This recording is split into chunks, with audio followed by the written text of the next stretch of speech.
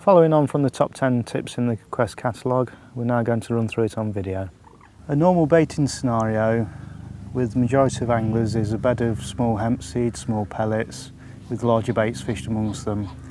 Carp very often shy away from the larger baits. I find by introducing a couple of 3 bright baits in the baited patch, the fish pay that much attention to those, they're that wary of the bright ones, they'll often hoover a darker bait up.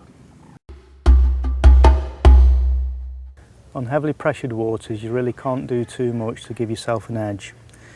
Freshly introduced baits often spook the fish. When they come and eat them, the bait's dry. I get around this problem by pre-soaking baits in water. Always use lake water or even the pond water out in my garden. Leave those soaking overnight. Straight away they look like a washed out safe bait. By pre-soaking the boilies the night before in lake water, not only are they physically different by the texture of the bait, they're also visibly different. Here's the same baits introduced the following day. By recasting with a fresh hook bait, isn't it obvious which one's a dangerous one? Following on from the pre-soaking in lake water, you can also soak the baits in particle juice.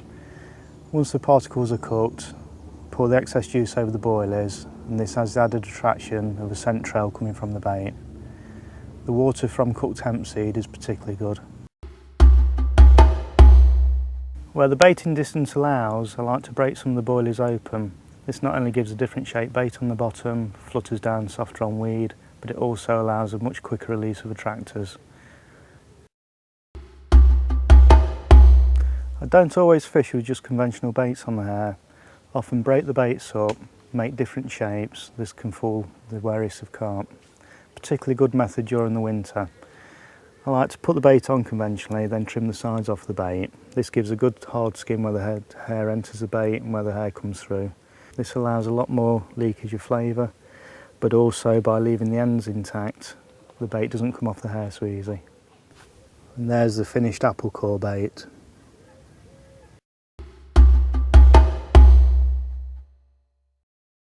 It often surprises people when I point out I rarely fish the same hook bait as I'm feeding. I fish different coloured hook baits, and often I even fish a different flavour over the top of another bait.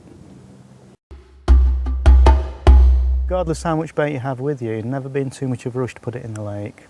Until you know the fish are definitely going to be in for a good feed, it's pointless putting a load of bait out to start with. Start off with a little bit of bait, you can always add to it. Put too much bait out to start with, you're stuck. Sometimes I want to use a larger bait or even 2 small baits, so rather than tying another rig up, I simply get a hair loop, loop to loop there, and the hair's as long as you want it to be.